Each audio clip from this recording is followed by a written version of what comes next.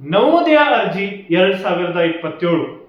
ಆತ್ಮೀಯ ಪಾಲಕರೇ, ನಿಮ್ಮ ಮಗು ಪ್ರಸ್ತುತ ಶೈಕ್ಷಣಿಕ ಸಾಲು ಅಂದರೆ 2026 2027ರಲ್ಲಿ 5ನೇ ತರಗತಿಯನ್ನು ಓದುತ್ತಿದ್ದರೆ ಹಾಗಾದರೆ ಇಲ್ಲಿದೆ ಸುವರ್ಣಾವಕಾಶ.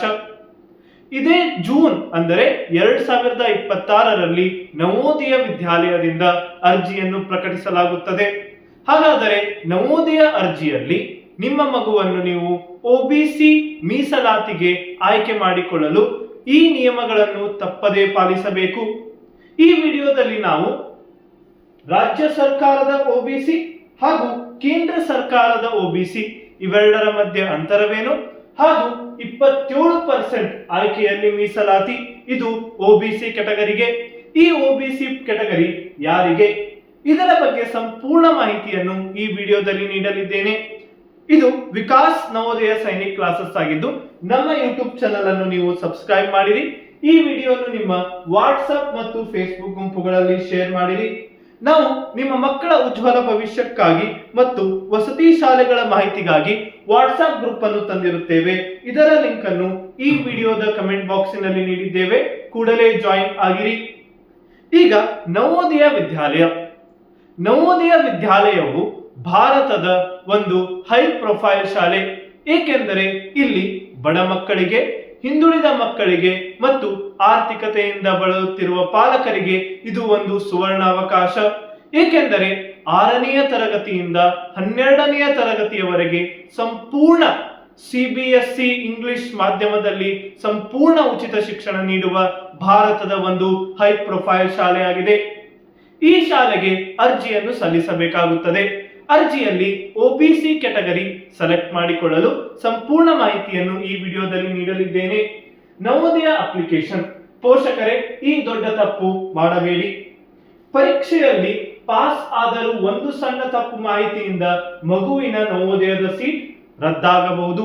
ಇದರ ಬಗ್ಗೆ ಸಂಪೂರ್ಣ ಮಾಹಿತಿ. ಅರ್ಜಿ ಸಲ್ಲಿಸುವಾಗ ಒಬಿಸಿ ಕೆಟಗರಿ ಆಯ್ಕೆಯಲ್ಲಿ ರಾಜ್ಯದ ಬಹುತೇಕ ಪೋಷಕರು ಅರ್ಜಿಯಲ್ಲಿ ತಪ್ಪನ್ನು ಮಾಡುತ್ತಾರೆ.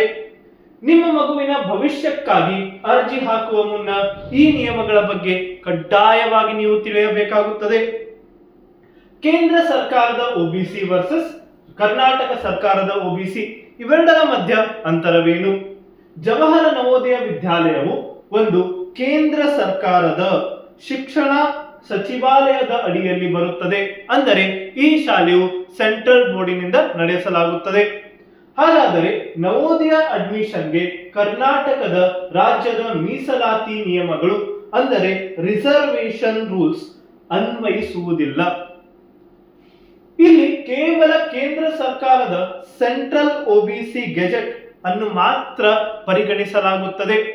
ಹಾಗಂದರೆ ಏನು? ರಾಜ್ಯದ 2A, 2B, 3A, 3B ಇಲ್ಲಿ ಅನ್ವಯವಾಗುವುದಿಲ್ಲ.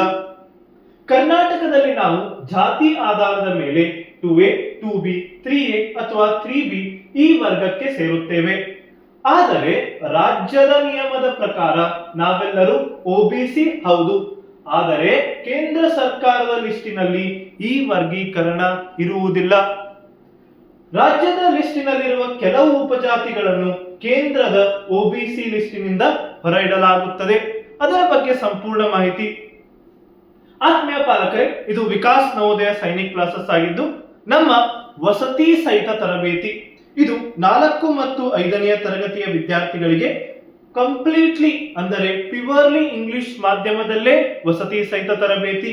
ಇಲ್ಲಿ ಬಾಲಕ ಮತ್ತು ಬಾಲಕಿಯರಿಗೆ ಪ್ರತ್ಯೇಕ ವಸತಿ ವ್ಯವಸ್ಥೆ ಇರುತ್ತದೆ. ಪ್ರತಿ ಮಗುವಿನ ಮೇಲೆ 100% ಕಾಳಜಿಯನ್ನು ವಹಿಸಲಾಗುತ್ತದೆ. ಹೆಚ್ಚಿನ ಮಾಹಿತಿಗಾಗಿ ವಸತಿ ಸಹಿತ ತರಬೇತಿಗಾಗಿ ಸಂಪರ್ಕಿಸಿ. ನಮ್ಮ ಮೊಬೈಲ್ ಸಂಖ್ಯೆ ಇಲ್ಲಿ ಕಾಣಬಹುದು 8848111496 ಗೆ. ಮುಂದೆ ನೋಡೋಣ. ಡಾಕ್ಯುಮೆಂಟ್ ವೆರಿಫಿಕೇಶನ್ ನಲ್ಲಿ ಸೀಟ್ ರಿಜೆಕ್ಷನ್.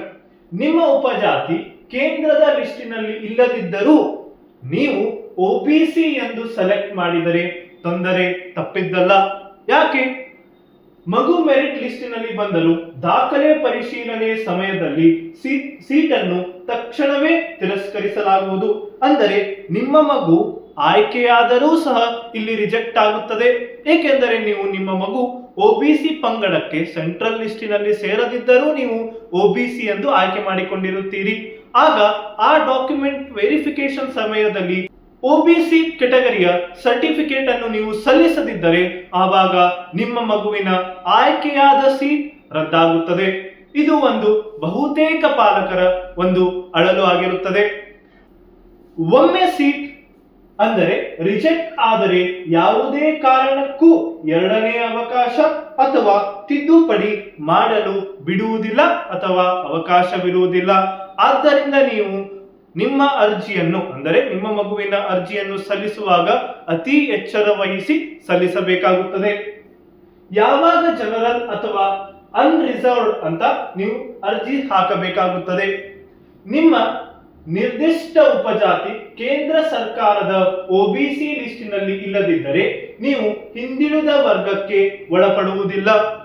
ಹಾಗಾದರೆ ಅಂತ ವಿದ್ಯಾರ್ಥಿಗಳು ಕಡ್ಡಾಯವಾಗಿ ಜನರಲ್ ಅಥವಾ ಅನ್ರಿಸರ್ವ್ಡ್ ಕೆಟಗರಿಯಲ್ಲಿ ಅರ್ಜಿಯನ್ನು ಸಲ್ಲಿಸಬೇಕಾಗುತ್ತದೆ. ಜನರಲ್ ಕೆಟಗರಿಯಲ್ಲಿ ಸ್ಪರ್ಧಿಸುವುದು ತಪ್ಪು ಮಾಹಿತಿಯೊಂದಿಗೆ ಒಬಿಸಿ ಅಡಿಯಲ್ಲಿ ಸೀಟ್ ಕಳೆದುಕೊಳ್ಳುವುದಕ್ಕಿಂತ ಸುರಕ್ಷಿತ. ಅಂದರೆ ನೀವು ಜನರಲ್ ಕೆಟಗರಿಯಲ್ಲಿ ಸ್ಪರ್ಧಿಸಿ ನಿಮ್ಮ ಮಗು ಆಯ್ಕೆಯಾಗಿ ಅಲ್ಲಿ ಸೀಟನ್ನು ಖಚಿತಪಡಿಸಿಕೊಳ್ಳುವುದು ಉತ್ತಮ. ಅದರ ಬದಲು ನೀವು ತಪ್ಪಾಗಿ ಒಬಿಸಿ ಎಂದು ನಮೂದಿಸಿ ನಿಮ್ಮ ಮಗುವಿನ ಸೀಟನ್ನು ರಿಜೆಕ್ಟ್ ಮಾಡಿಕೊಳ್ಳುವುದಕ್ಕಿಂತ. ಈಗ ಮುಂದೆ ನೋಡೋಣ.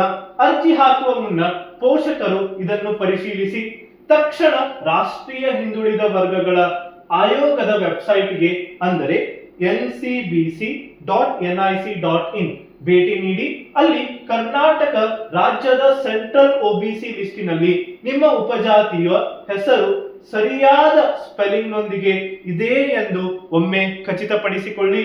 ನಿಮ್ಮ ಕೆಟಗರಿಯು ಸೆಂಟ್ರಲ್ ಗೆಜೆಟಿನ ಲಿಸ್ಟಿನಲ್ಲಿದ್ದರೆ ಮಾತ್ರ ಅಪ್ಲಿಕೇಶನ್ನಿನಲ್ಲಿ ಒಬಿಸಿ ಎಂದು ಆಯ್ಕೆ ಮಾಡಿ, ಇಲ್ಲದಿದ್ದರೆ ಜನರಲ್ ಎಂದು ನಮೂದಿಸಬೇಕಾಗುತ್ತದೆ.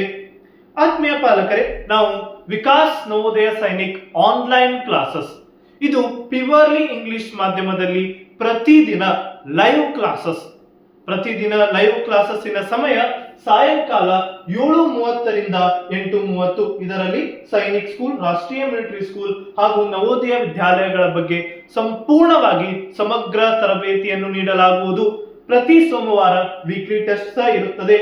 ಈ ಆನ್ಲೈನ್ ಕ್ಲಾಸ್ಗಳನ್ನು ನಮ್ಮದೇ ಆದ ಆಪ್ ಪ್ಲೇಸ್ಟೋರಿನಲ್ಲಿ ಲಭ್ಯ.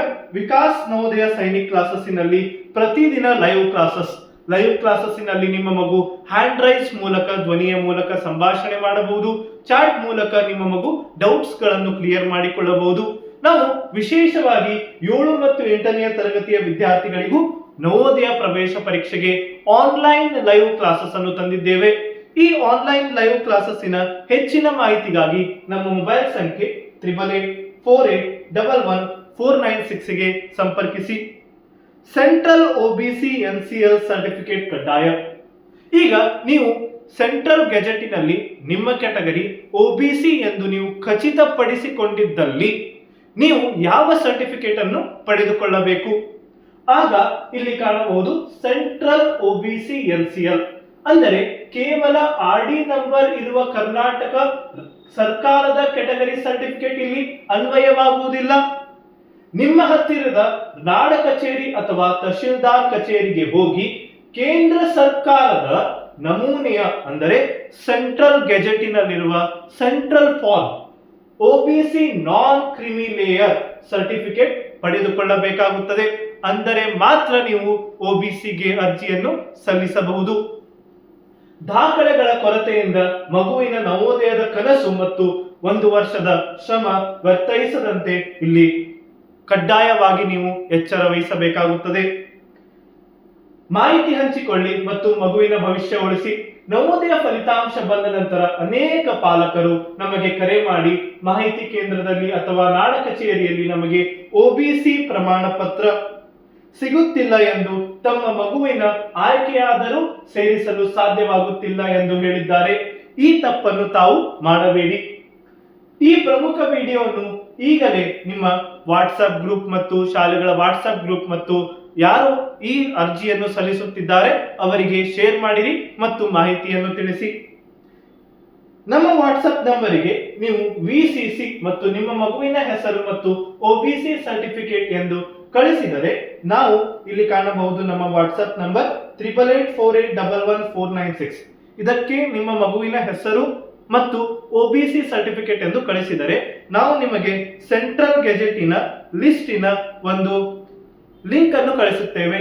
ಈ ಲಿಂಕಿನಲ್ಲಿ ನೀವು ನೋಡಬಹುದು central list of OBCs for the state of Karnataka.